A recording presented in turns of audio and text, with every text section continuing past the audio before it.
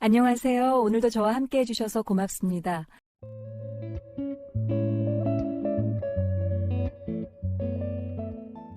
오늘은 또 어떤 이야기가 여러분의 마음을 두드릴까요? 천천히 그리고 진심을 담아 읽어드릴게요. 시작하기 전에 구독과 좋아요는 사연을 소개해드리는데 큰 힘이 됩니다. 자, 그럼 지금 오늘의 사연을 시작합니다. 어머님, 오랜만이에요. 우리 소영이 결혼하잖아요. 예단으로 보낼 김치 종류별로 넉넉하게 좀 담가주세요. 네. 예단 김치요? 갑자기 김치 부탁은 왜요? 손님들한테만 내신다는 그 갓김치까지 5가지요. 종류별로 3통씩 소영이 체면이 어머님 손에 달렸어요. 이 말을 들은 윤숙은 당황스러웠습니다. 웬 김치 부탁인지, 그것도 윤숙과는 직접적인 관계가 없는 며느리의 배다른 동생, 소영의 시댁에 보낼 김치라니 남이나 다름없는 관계인데도 너무나 뻔뻔했습니다. 하지만 며느리의 새어머니가 부탁하는 일이고 결혼을 앞두고 조금이나마 도와주는 건 나쁜 일이 아니니 소량만 챙겨서 보내는 정도는 해줄 수 있겠다 싶었습니다. 그런데 문제는 그 다음부터였습니다. 미경의 말은 점점 구체적이고 노골적인 주문으로 흘러갔습니다. 종류는요, 필수로 배추김치, 깍두기, 알타리, 파김치 이렇게 4가지는 해주세요. 그리고 손님들한테만 내주시는 그 귀한 갓김치도 소량 곁들여 주시면 센스 만점이겠죠? 총 5가지요. 5가지나. 게다가 포기 단위로 말씀이세요? 소영이 시어머니가 음식 보는 눈이 높으시거든요. 소영이가 자기 시어머니한테 어머님 김치 아니면 입맛이 없다고 자랑을 얼마나 했는지. 이번에 결혼하고 시댁 가서 길을 살려주려면 그 정도는 필요해요. 종류별로 적어도 3통씩. 시댁 어른들 모두 맛보시게 최상급으로 부탁드립니다. 소영이 체면이 어머님 손에 달렸어요.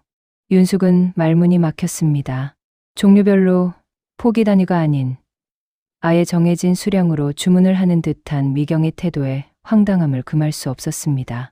말투에는 고마움이나 조심스러움 대신 그저 당연하다는 듯 자신의 허세와 체면을 위해 김치를 요구하는 태도만 가득했습니다. 윤숙은 통화를 마친 뒤 멍한 기분으로 일손을 멈췄습니다. 아니, 결혼 준비는 본인들이 하면서 왜 내 김치로 그 집 시댁에 품격이 정해져야 하는 거지? 혼잣말처럼 중얼거리면서도 그래도 포기 1-2개 정도는 담가서 보내주자고 결정을 내리려던 찰나 다음날 벌어진 일이 윤숙을 완전히 멈춰 세웠습니다. 이른 아침 가게 문을 열고 들어가려는데 문 앞에 뭔가 잔뜩 쌓여 있었습니다. 자세히 보니 전날 미경이 언급했던 김치통들이었습니다.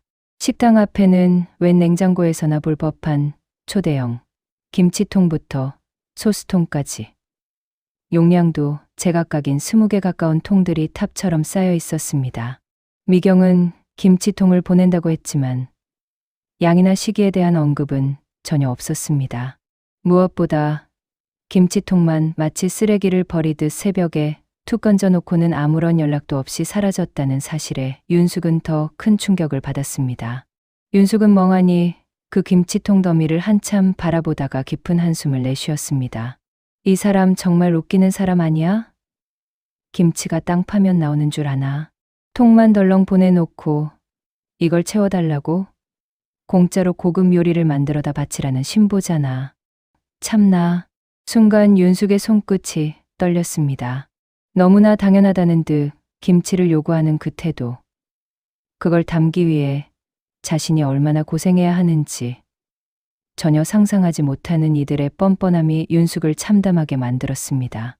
윤숙은 그날 하루 종일 가게 안에서 김치통을 쳐다보며 생각에 잠겼습니다. 그 김치통은 단순히 음식을 담는 용기가 아니었습니다. 그것은 자신을 무시하고 공짜 노동을 지시하며 이용하려는 마음이 그대로 담긴 무언의 수행 요청서 같았습니다.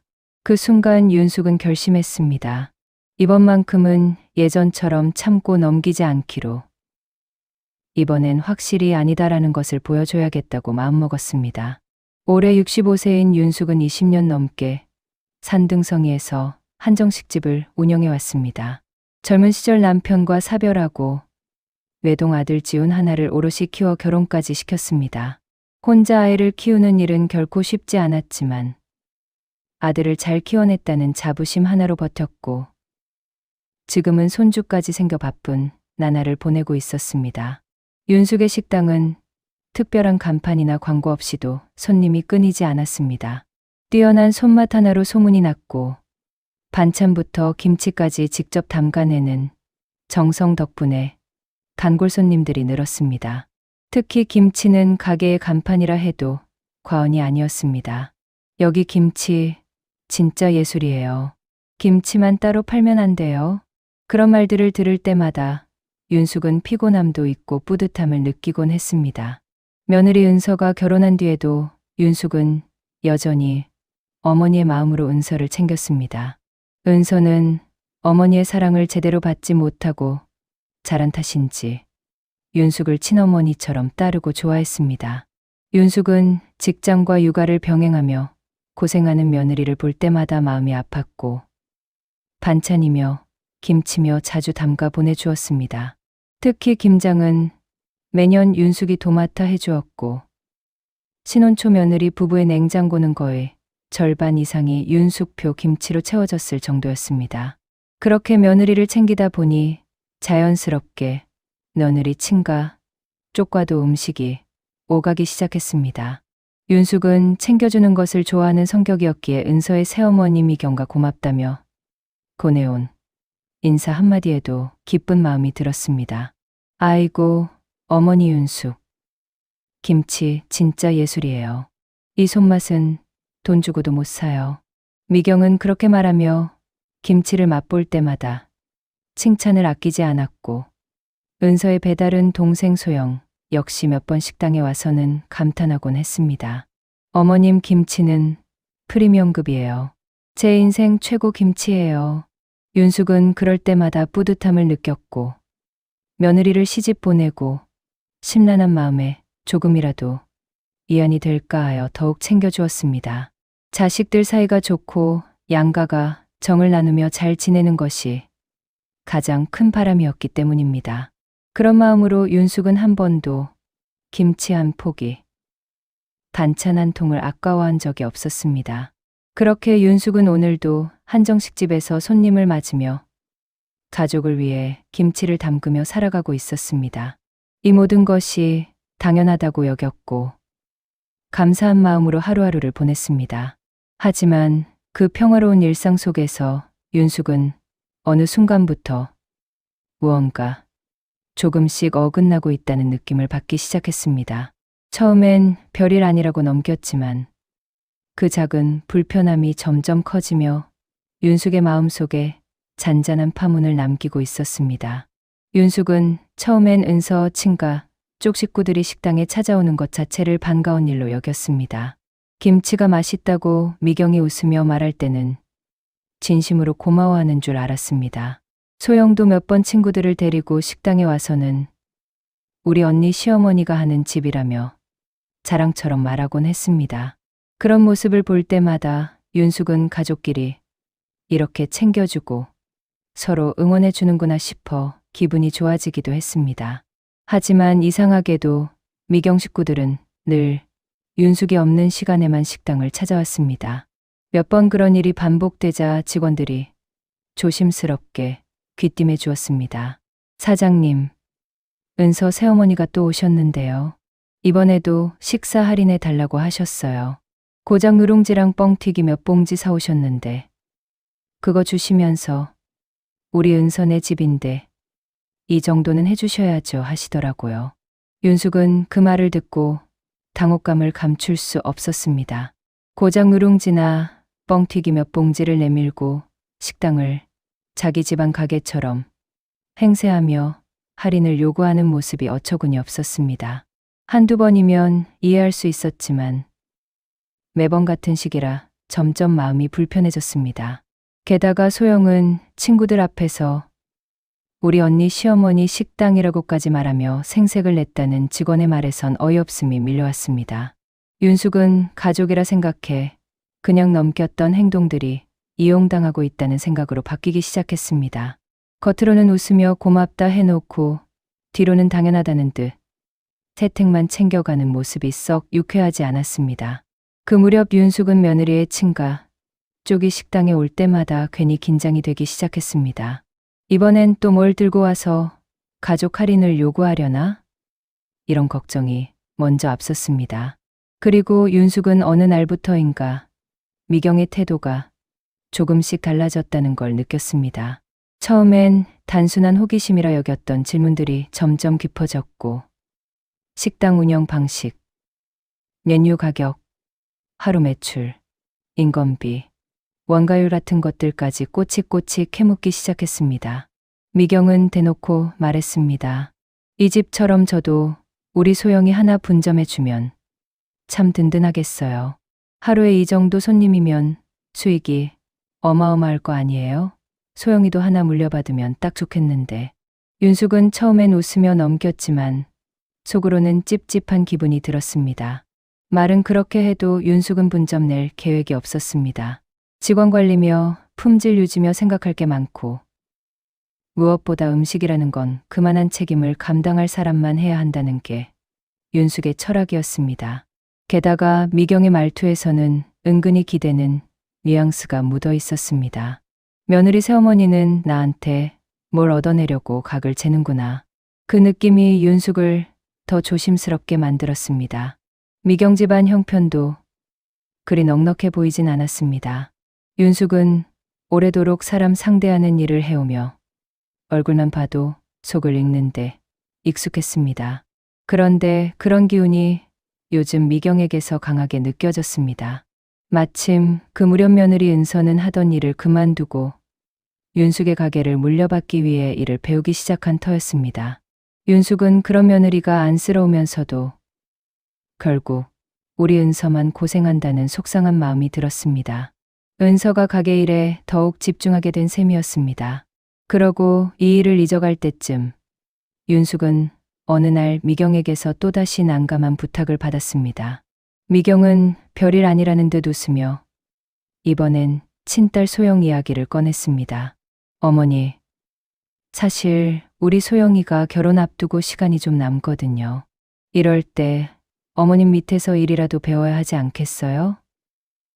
나중에 결혼하고도 조금씩 할 수 있는 일이 있으면 좋잖아요. 가게에서 반나절만이라도 은서랑 함께 일 좀 배우게 해주세요. 윤숙은 그 말을 듣고 순간 어이가 없어 속으로 깊은 한숨을 내쉬었습니다. 분명히 전에 가게 이야기가 나왔을 때 그럴 생각 없다고 못을 박았는데 이제는 아예 노골적으로 은서의 배다른 동생을 들이밀고 있다는 생각이 들었습니다. 윤숙은 그 자리에서 곧장선을 그었습니다. 하지만 미경은 이번에도 아주 자연스럽게 들이댔습니다. 윤숙은 속으로 이 사람 정말 눈치가 없구나 하는 생각이 들었습니다. 그렇다고 또 거절하자니 괜히 감정만 상할 것 같아 마음이 복잡해졌습니다. 소영이 특별히 일에 소질이 있어 보이지도 않았고 이미 가게는 며느리 은서가 물려받기 위해 일을 배우는 중이라 굳이 새 사람을 들일 이유도 없었습니다. 그래도 윤숙은 며느리, 친가, 쪽과 마찰 생기는 건 피하고 싶었습니다. 은서가 어머니의 사랑을 받지 못하고 자랐기에 괜한 불편함을 딸에게까지 넘기고 싶지 않았습니다. 결국 윤숙은 긴 고민 끝에 딱 6개월만 배운다는 명목으로 한시적으로 받아주기로 결심했습니다. 미경 씨, 길게는 어렵고 딱 6개월만이에요. 그 안에 필요한 거 배우시면 좋겠네요. 윤숙은 그렇게 선을 분명히 하며 소영을 받아들였습니다. 하지만 윤숙의 마음은 여전히 개운치 않았습니다. 윤숙은 소영을 마지못해 받아들였지만 마음속으로는 걱정이 컸습니다. 그래도 사람이 성실하기만 하면 괜찮겠지 하고 기대했던 마음은 불과 며칠 만에 철저히 무너졌습니다. 소영은 처음부터 일에 대한 기본 태도조차 갖추지 않고 들어왔습니다. 출근 시간도 정확하지 않았고, 가게에 도착해서도 직원들에게 인사 한마디 없이 휴대폰부터 만지는 모습이 윤숙 눈에 들어왔습니다. 처음이라 그럴 수도 있지 하며 애써 넘기려 했지만, 며칠 뒤부터는 주방 직원들을 무시하거나 명령하듯 말하는 태도가 눈에 띄게 나타났습니다. 이건 이렇게 하면 되잖아요. 그렇게 오래 걸려요? 저라면 벌써 끝났겠어요? 어머님 가게인데 굳이 이렇게 반찬을 종류별로 다 준비해서 내야 해요? 전 잘 모르겠어요. 이렇게 미리 세팅하는 것도 일인데. 그러면서 손님들 앞에서도 큰 소리로 얘기하며 분위기를 흐리고, 주방에서는 직원들과 어울리려는 노력도 하지 않았습니다. 가르쳐 주면 피곤한 얼굴, 쉬는 시간엔 제일 먼저 의자에 앉아 폰을 만지는 모습에 윤숙은 점점 인내심이 바닥나기 시작했습니다. 심지어 손님 앞에서 말실수를 하기도 했습니다. 동치미 같은 건 사이다 넣으면 맛있더라고요. 다들 그렇게 하는 거 아니에요? 네. 그럼 이 집도 사이다를 넣는 거예요? 그런가? 저도 잘 모르겠어요. 아마 안 넣을걸요. 오롯이 동치미만의 깨끗한 국물을 내기 위해 열심히 맛을 만들고 골고루 신경 쓰는 윤숙에게 있어 이건 꽤나 신경 쓰이는 발언이었습니다. 뭘 안다고 저런 얘기를 하는 건지 싶었지만 손님 앞이라 꾹 참아야 했습니다. 윤숙은 이래선 도저히 안 되겠다는 생각이 들었습니다. 여기저기 불편한 눈치가 보였고, 그동안 함께 일해온 직원들에게도 미안한 마음이 커져갔습니다. 그래서 결국 결심했습니다. 입사한 지 2달 만에 소영을 내보내기로 했습니다. 윤숙은 조심스럽게 미경에게 이 사실을 전했습니다. 미경 씨, 아무래도 이 일은 우리 소영이와 맞지 않는 것 같아요. 일이 너무 고되다고 하더라고요. 우리 직원들하고도 잘 안 맞고, 현장 일이라는 게 생각보다 훨씬 복잡하거든요. 더 오래 두면 오히려 서로 힘들 것 같아서요. 그러자 미경은 살짝 서운한 기색을 보이며 말했습니다. 어머, 그래도 좀 더 써보시지 그랬어요. 우리 소영이는 마음이 여려서 그렇지 애는 착해요. 아직 어리기도 하고 익숙해지면 잘할 애예요. 윤숙은 그 말을 듣고 할 말을 잃었습니다. 그 엄마의 그 딸이라는 생각이 절로 들었습니다. 나이가 30을 넘겼는데 뭐가 어리다는 건지, 게다가 태도가 문제인 것을 그저 부모 눈에 착하다는 말 한마디로 덮으려는 미경의 반응이 윤숙을 더 답답하게 만들었습니다. 결국 소영은 가게에서 잘린 뒤로 띠친 듯 다시 얼굴을 보이지 않았습니다. 연락도 끊겼고 식당에도 오지 않았습니다. 윤숙은 어색해지는서 친가 쪽 분위기를 느끼면서도 오히려 잘된 일이다 싶었습니다. 괜히 더 오래 두었으면 더 큰 탈이 났을 거라고 생각했습니다. 이 일로 인해 서로 왕래도 끊기다시피 했고, 예전처럼 미경이 가게에 들르는 일도 완전히 사라졌습니다. 윤숙은 그걸 불편하다거나 섭섭하다고 여기지 않았습니다. 오히려 마음이 편했습니다. 소영을 받아들였던 그 2달은 마음이 불편한 날이 더 많았기 때문이었습니다. 그 이후로 식당도 다시 안정적인 분위기를 되찾았고, 직원들도 한결 부드럽게 일하는 분위기가 되었습니다. 그리고 며느리 은서는 윤숙의 품을 더욱 의지하게 되었고, 윤숙의 가게 일을 배우는데 전념했습니다. 그러던 어느 날 며느리 은서에게서 소식을 하나 들었습니다. 배다른 동생 소영이 결혼 날짜를 잡았다는 이야기였습니다. 어머니, 소영이가 이제 결혼한대요. 드디어 날짜 잡았다고 연락 왔더라고요. 윤숙은 고개를 끄덕이며 대답했습니다. 그래, 뭐 어쨌든 축하할 일은 축하할 일이지. 딱히 정이 가는 사람도 아니고 예전처럼 챙겨줄 마음도 없었지만, 그래도 결혼은 인생의 큰일이니 축하는 해야 한다고 생각했습니다. 그렇게 잊고 있던 어느 날, 한참 장사 준비로 분주한 시간에 미경에게서 전화가 걸려왔습니다. 오랜만에 연락이어서 무슨 일인가 싶어 전화를 받았더니, 미경은 인사도 짧게 하고는 바로 본론부터 꺼냈습니다. 어머님, 우리 소영이 결혼 날짜 잡은 거 아시죠? 이번에 예단으로 보낼 김치. 종류별로 넉넉하게 좀 담가주시면 안 될까요? 네. 예단 김치 말씀이세요. 갑자기 김치 부탁은 왜요? 아시잖아요. 어머님 손맛. 제가 소영이 시댁에 우리 은서 시어머니 김치가 최고라고 엄청 자랑해 놨거든요. 체면 좀 세워주셔야죠. 이 말을 듣자마자 윤숙은 웬 김치를 부탁하는 건지, 그것도 윤숙과는 한참 관계가 먼 배다른 동생 소영의 시댁이라니 맘과 다르게 없는데 어이가 없었습니다. 그래도 미경이 부탁하는 거고 결혼 앞두고 뭘 도와주는 건 나쁜 일도 아니니 조금 챙겨서 보내는 정도는 할 수 있겠다 싶었습니다. 그런데 문제는 그 다음부터였습니다. 미경의 말은 점점 구체적이고 뻔뻔한 주문으로 흘러갔습니다. 종류는요, 필수로 배추김치, 깍두기, 알타리, 파김치 이렇게 4가지는 해주세요.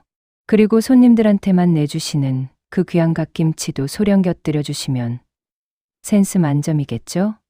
총 5가지요. 5가지나. 게다가 포기 단위로 말씀이세요? 소영이 시어머니가 음식 보는 눈이 높으시거든요. 소영이가 자기 시어머니한테 어머님 김치 아니면 입맛이 없다고 자랑을 얼마나 했는지. 이번에 결혼하고 시댁 가서 길을 살려주려면 그 정도는 필요해요. 종류별로 적어도 3통씩. 시댁 어른들 모두 맛보시게 최상급으로 부탁드립니다. 소영이 체면이 어머님 손에 달렸어요. 윤숙은 말문이 막혔습니다.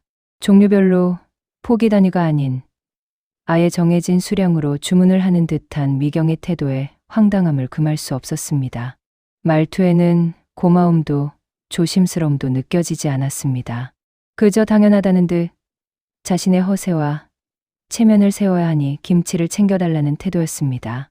윤숙은 통화를 마친 뒤 얼떨떨한 마음으로 일손을 멈췄습니다. 아니, 결혼은 본인들이 하는 건데 왜 내 김치가 그 집 시댁 체면으로 쓰여야 하는 거지?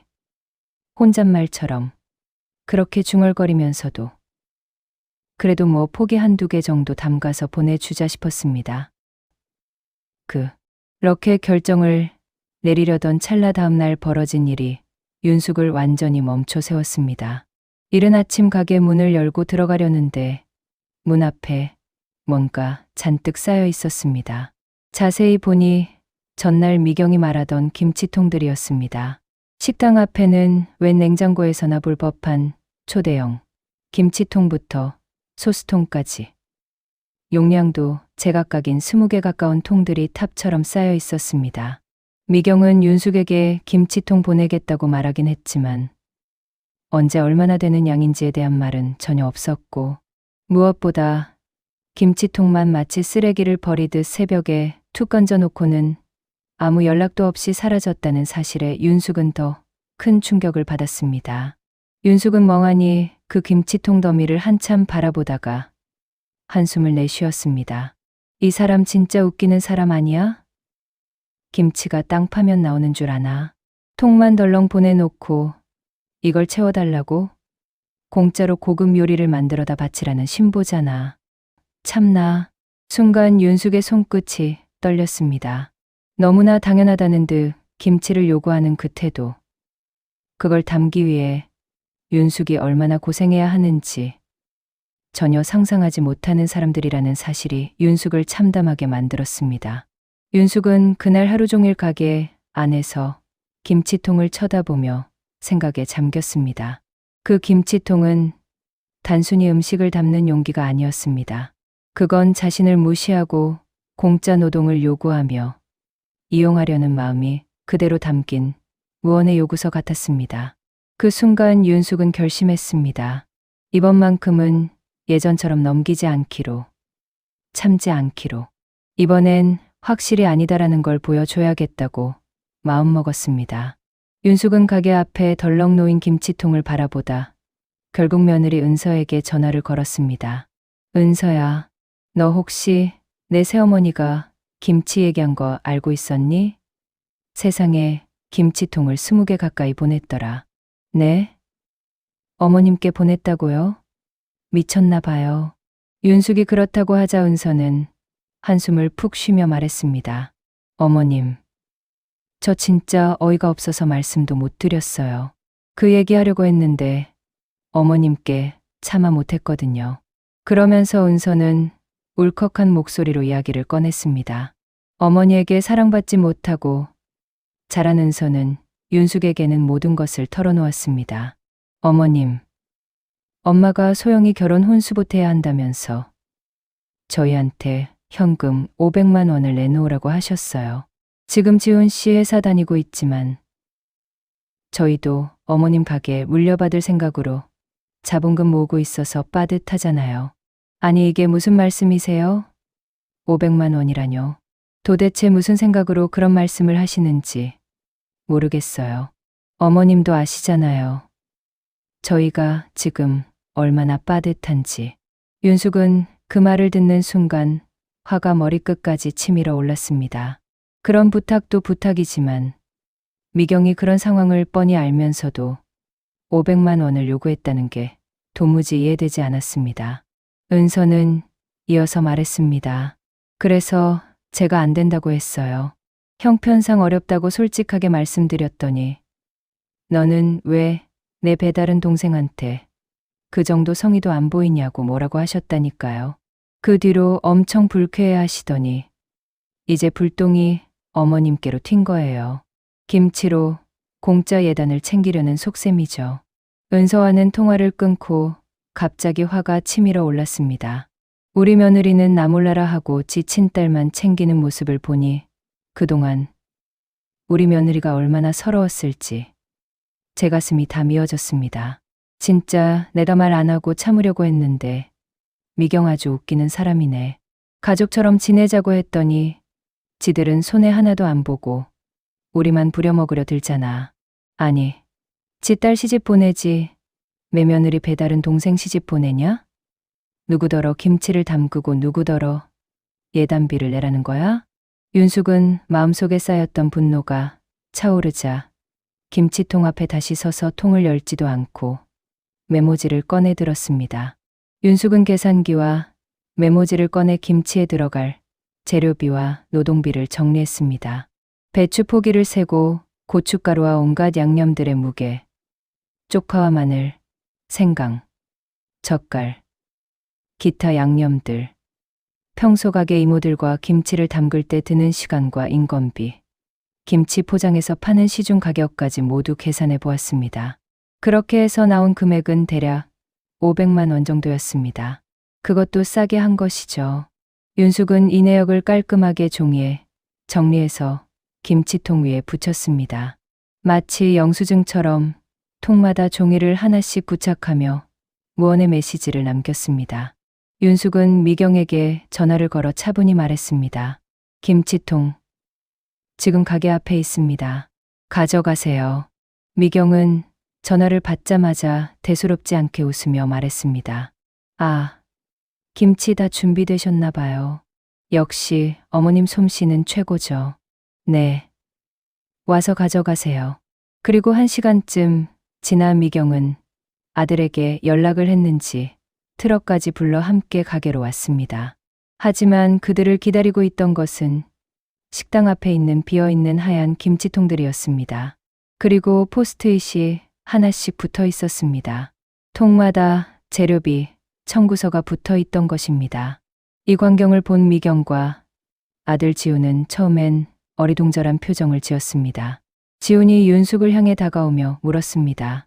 저기 엄마, 김치는 없고 여기 영수증만 붙어 있는데? 아니, 청구서인가요? 김치는 어디 있을까요? 김치 아직 없지.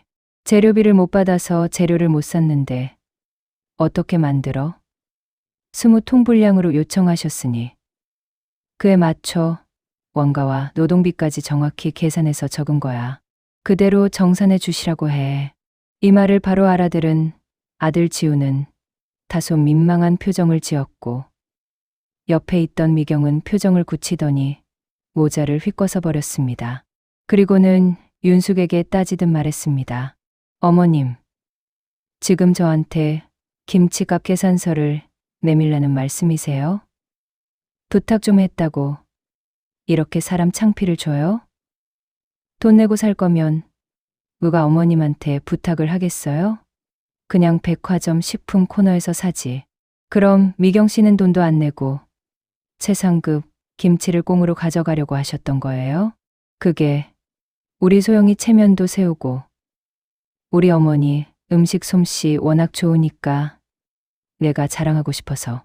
아니, 우리 소영이 결혼한다는데 그 정도는 선물해 줄 수 있잖아요. 내가 뭐 대단한 걸 바랬나? 그깟 김치 좀 얻겠다는데. 그깟 김치요? 그 김치로 소영이 체면 세울 일이면 미경 씨가 직접 하시든가 사서 쓰셔야죠. 왜 남의 노동력을 공짜로 착취해서 생색내려 하세요? 뭐라고요? 윤숙은 웃음조차 나오지 않았습니다. 참을 만큼 참았다는 생각에 단호한 어조로 말했습니다. 미경 씨, 저는 땅 파서 장사하는 사람 아닙니다. 이거 다 돈이에요. 배추, 고춧가루, 마늘, 생강, 젓갈, 심지어 제 손목 아픈 노동까지. 저 혼자 하는 거 아니고 식당 이모들도 동원해야 하고요. 와봐서 아시잖아요. 근데 그걸 아무 말도 없이 당연하다는 듯 갖다 달라고 하시고 김치통만 덜렁 보내놓고는 이게 도대체 무슨 행동입니까? 이 말과 동시에 옆에 지나가던 주방 식구들이 힐끔 쳐다보자 미경은 그제야 상황이 심상치 않다는 걸 느꼈는지 얼떨결에 변명하듯 말을 이어갔습니다. 아니, 제가 김치통 보낸다고 할 땐 아무 말 없으셨잖아요. 돈 달라고 그때 말을 진작하시든가. 그러면 저도 안 보냈죠. 해줄 것처럼 뜸들이더니 이제 와서 이렇게 사람을 민망하게 해요. 윤숙은 차분하게 숨을 고르고 말을 이었습니다. 김치통을 이렇게 무슨 큰 사이즈로 20개나 보낼 줄 누가 알았겠어요? 그마저도 제 탓을 하시는 거예요? 본인이 잘못해 놓고 왜 제가 잘못한 것처럼 자꾸 상황을 꼬아서 말하시는 거예요? 말을 뱉고 난 윤숙은 더욱 화가 났습니다. 미경 씨, 제발 정신 차리세요. 대추 한 포기도 요즘 값이 만만치 않고 이걸 20통 담그려면 며칠은 재료 준비하고 절이고 손목 아프게 버무려야 해요. 그게 그냥 부탁 좀 하겠다는 말 한마디로 끝날 일입니까? 미경은 아무 말도 하지 못했습니다. 윤숙은 거기서 멈추지 않고 덧붙였습니다. 제가 듣기로 우리 며느리 은서에게 내담보태라는 말까지 하셨다던데. 그건 염치 없는 짓입니다. 일단은 참았습니다. 저도 여기까지 여러 번 참았습니다. 하지만 이번엔 그냥 넘기지 않겠습니다. 필요하시면 여기 계산한 대로 재료비 보내시고 아니면 김치통은 직접 가져가세요. 앞으로 이런 뻔뻔한 요구 다시는 하지 마세요. 그 말을 들은 미경은 얼굴이 붉어지더니 주변을 둘러보며 민망해하는 기색이 역력했습니다. 트럭 옆에 서 있던 아들 지훈도 말없이 김치통을 하나씩 트럭에 싣기 시작했고 윤숙은 그 모습을 조용히 바라보며 속으로 씁쓸한 웃음을 지었습니다. 그 순간 머릿속에 여러 장면들이 스쳐 지나갔습니다. 처음 소영이 친구들을 데리고 와서 식당에서 생색내며 우리 식구 할인 요구하던 모습, 일을 배운다며 들어와선 버릇없이 굴던 태도, 그리고 이번에는 예비 시댁까지 먹여 살리겠다는 듯 아무 말 없이 김치통만 들이밀던 그 모습까지. 대체 내가 뭘 잘못한 건지 이 사람들한테 그동안 너무 퍼졌나 싶어 인상을 찌푸리게 되었습니다. 미경이 마지막으로 퉁 내뱉듯 말했습니다. 끝까지 자기가 피해를 입은 듯한 억울한 표정으로 말입니다. 김치 좀 담가달라는 게 이렇게까지 될 일이었나? 참 서운하네요. 사람 정을 이렇게 끊어버리시네요. 이렇게 각 잡고 하나하나 따지실 줄 몰랐어요. 미경 씨가 그런 걸로 서운하시면 저도 할 말 많은데요. 미경 씨는 부탁해서 못 받으면 그만이지만 제가 하는 수고는 뭔데요? 그것도 존중받아야죠. 가까운 사이라면 더더욱이요. 윤숙은 이제는 더 이상 호구처럼 보이고 싶지 않았기 때문입니다. 그러자 미경은 한마디 사과도 없이 퉁탕거리며 마치 무슨 큰 모욕이라도 당한 사람처럼 표정을 일그러뜨렸습니다. 말은 안 했지만 속마음이 그대로 얼굴에 드러나 있었습니다. 김치통을 모두 실은 뒤 미경은 짧게 인사도 없이 돌아섰습니다. 차문을 꽝 닫고 탕거리며 떠나는 뒷모습을 본 윤숙은 속이 확 뒤집혔습니다. 지금까지 여러 번 참아왔고 가족이니까 이해하려고 애써왔지만 이쯤 되니 이건 아니다 싶었습니다. 윤숙은 그날 선을 긋기로 결심했습니다. 집에 돌아오자마자 휴대폰을 꺼내 미경에게 톡을 보냈습니다. 단도직입적으로 감정이 섞이지 않도록 사실 중심의 톤으로 작성했습니다. 윤숙은 차분하게 하지만 아주 단단하게 다음과 같이 메시지를 보냈습니다. 미경 씨, 오늘 일은 저도 유감입니다. 하지만 이번 일을 계기로 말씀드릴 게 있습니다. 그동안 우리 가게에서 할인받아 가신 내역 정리해 보니 꽤 되더군요. 소영이가 친구들 데려와 식사하면서 우리 식구가 하는 가게라고 생색내며 할인 요구하던 거 다 기록되어 있습니다. 또 소영이가 일하겠다고 들어와서 이틀에 한 번은 무단 결근하고 손님 앞에서 실수도 많았지만 저는 말없이 월급 꼬박꼬박 챙겨드렸습니다. 정말 가족이라 생각해서 그랬습니다. 하지만 이제 그 가족이라는 이름을 자유롭게 악용하시는 것 같아 이쯤에서 선을 긋고 싶습니다. 윤숙은 마지막으로 강한 한 줄을 덧붙였습니다. 앞으로 단 한 번이라도 가족이라는 명분으로 저나 제 가게를 호구처럼 이용하려 든다면 그때는 법적 대응도 불사하겠습니다. 윤숙은 마지막 경고성 톡을 보낸 후 마음이 조금은 개운해졌지만 예상대로 미경은 가만히 있지 않았습니다. 불과 몇 시간도 지나지 않아 미경에게서 전화가 걸려왔습니다. 전화를 받자마자 미경의 목소리는 이미 격앙되어 있었습니다. 어머니, 이게 지금 뭐 하는 짓이에요? 아무리 그렇다 해도 그렇지. 그런 식으로 문자를 보내요?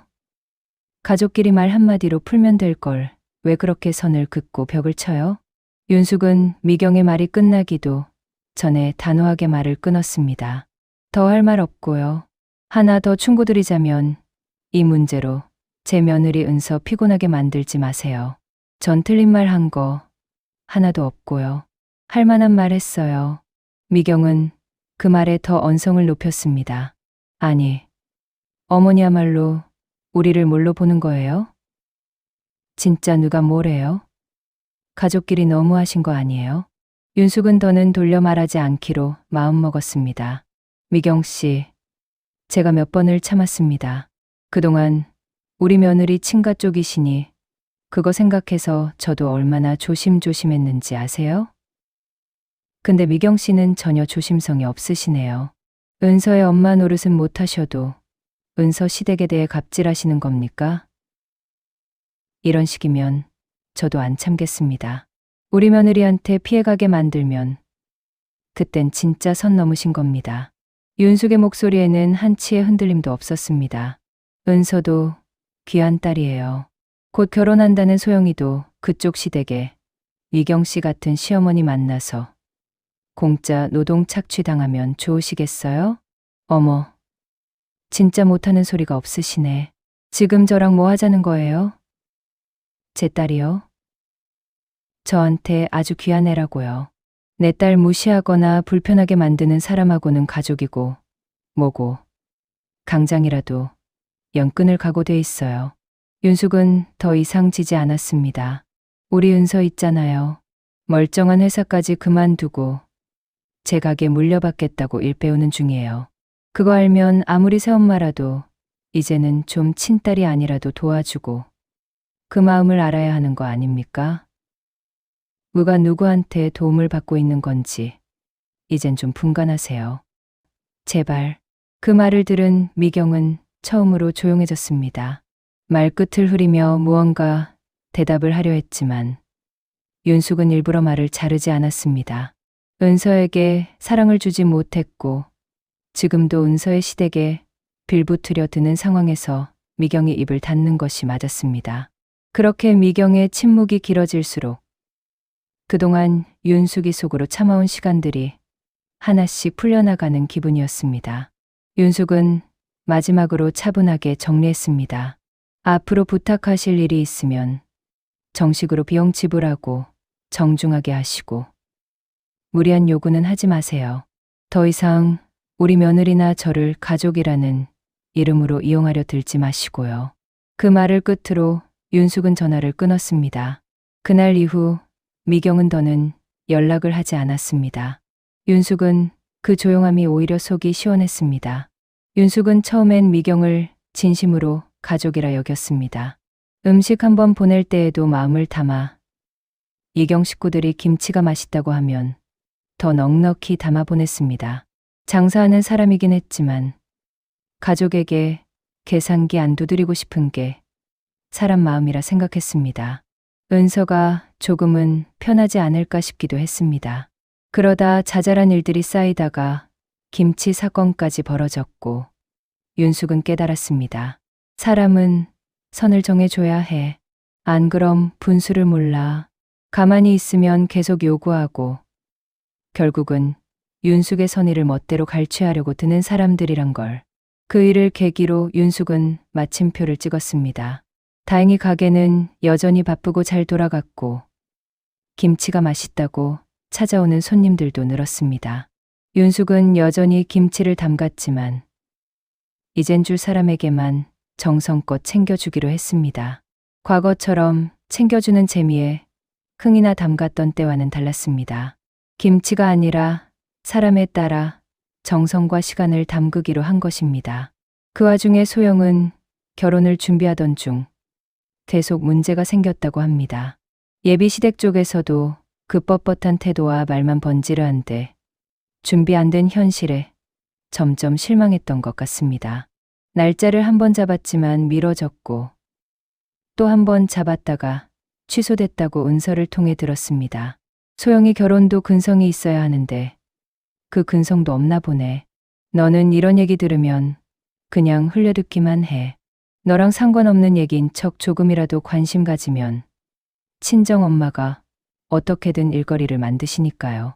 은서는 차라리 이런 대응이 낫겠다 싶어 고개를 끄덕였습니다. 아들 지우는 멀쩡히 회사에 다니고 있었고 아내 은서가 가게 일에 전념하는 것을 응원했습니다. 은서는 윤숙의 가게에서 일하며 물려받을 준비를 했고 윤숙을 친어머니처럼 따르며 식당 일에 더욱 집중하게 됐습니다. 그 와중에 미경은 김치가 끊기자 다시 아들 지훈을 통해 말을 돌리려 했습니다. 지훈이 슬쩍 윤숙에게 운을 띄웠던 것입니다. 엄마, 이거 김치 조금 가져가도 될까요? 왜? 은서, 새어머니 갖다 드리게. 아, 그게 아니라 어머니가 좋아하시긴 하셨는데. 아닙니다. 저희 먹으려고요. 윤숙은 예전 같으면 못 이기는 척도 한가득 싸줬을지도 모르지만 이번에 호되게 당한 기억이 남아 있었기에 호구 노릇을 하기 싫었습니다. 며느리 은서 역시 확고했습니다. 어머님, 저 친가 쪽이랑은 연락 안 할 거예요. 남편하고도 이야기 다 끝냈어요. 그 말에 윤숙은 고개를 끄덕이며 말했습니다. 은서야, 잘했다. 인연도 끊을 땐 끊어야지. 윤숙은 더 이상 과거처럼 가족이라 무작정 품어주지 않았습니다. 그저 내 사람, 나를 존중하는 사람에게만 마음을 쓸 뿐이었습니다. 며느리 은서 역시 결국 새어머니와 이복 여동생을 포함한 친가족과 관계를 정리하고 시어머니와 남편, 그리고 윤숙의 가게를 물려받아 행복하게 살기로 결심했습니다. 그런 결심을 하자 마음이 오히려 더 편해졌고 가게도 가정도 더 단단해졌습니다. 오늘도 함께해 주셔서 고맙습니다. 여러분의 하루가 따뜻하게 마무리되길 바랍니다. 구독과 좋아요, 그리고 댓글로 여러분의 생각을 나누어 보는 건 어떨까요? 저는 다음 이야기로 다시 찾아올게요. 지금까지 사연 우체통이었습니다.